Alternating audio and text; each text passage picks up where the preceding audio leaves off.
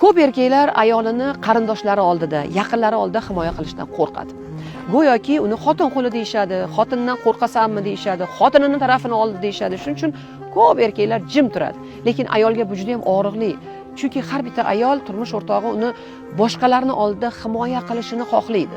Va eng qizig'i, ayolini himoya qiladigan erkakni ayolini boshqalar ham xuddi shunaqa hurmat qilishni boshlaydi. Kuchli erkak boshqalarning munosabatiga aralashtirmaydi. Nima muammo bo'lsa, uyini ichida ayoli bilan hal qiladi va hech kimga bu narsani olib chiqmaydi.